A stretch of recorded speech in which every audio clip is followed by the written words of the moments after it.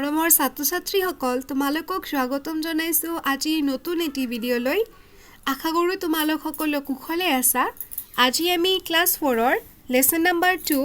দা poem কবিতাটো আলোচনা কৰিম The poet's name is Frank Dempster Sherman kite মানে তোমালোকে জানাই নহয় শিলা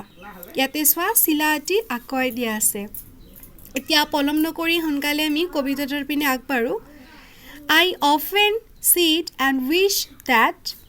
I could be a kite up in the sky. Often মানে হল প্ৰায় সঘনাই I often sit and wish that I could be a kite up in the sky. মই প্ৰায় বহি থাকো আৰু ইচ্ছা কৰো যদি মই শিলাৰ দৰে আকাশত উৰি থাকিলো হয় and ride up on the breeze and go whichever way I chance to blow. Ride মানে হল চলোৱা বাইক যেতিয়া মানুহে চলায় বাইক ৰাইড এলিফেন্টত যেতিয়া মানুহ সৱাৰি কৰে হিটো হল এলিফেন্ট ৰাইড তেনেকুৱা কৈছে ইয়াতে and ride up on the breeze and go whichever way I chance to blow. Breeze মানে হল মৃদু হাৱা মানে ধীৰে ধীৰে লাহে কৈ বলি থকা হাৱা বতাহ শিলাবোৰ আমাৰ একদম জোৰেকে যদি বতাহ আহে তেতিয়াতো শিলা উৰাব নোৱাৰি শিলাবোৰ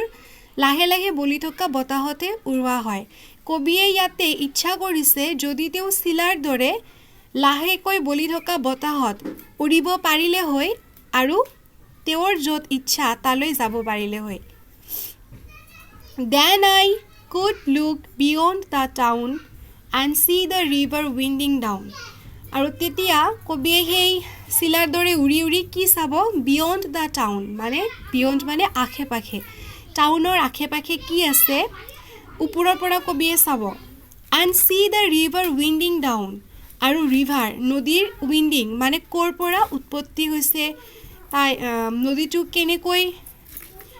প্ৰবাহিত হৈ আছে সেইবোৰ চাব নদীলৈ গৈ মানে and I could look beyond the town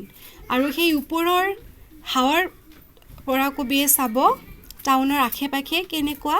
কি আছে নাছে আৰু ৰিভাৰ নদীৰ কৰ পৰা উৎপত্তি হৈছে তালৈ কবি যাব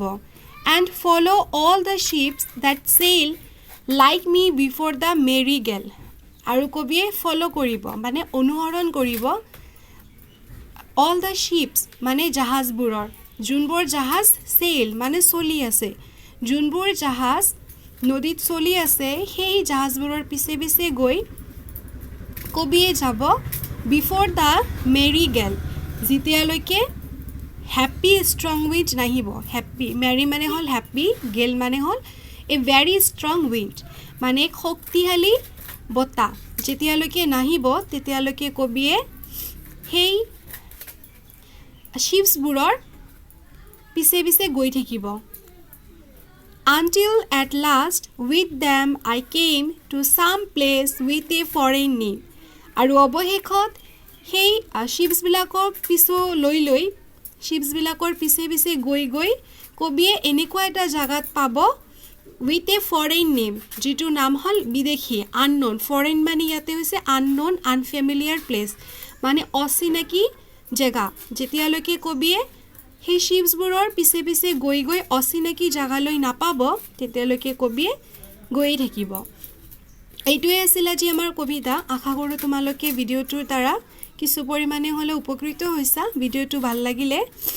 এটি লাইক কৰি দিবা আৰু কাষত থকা সাবস্ক্ৰাইব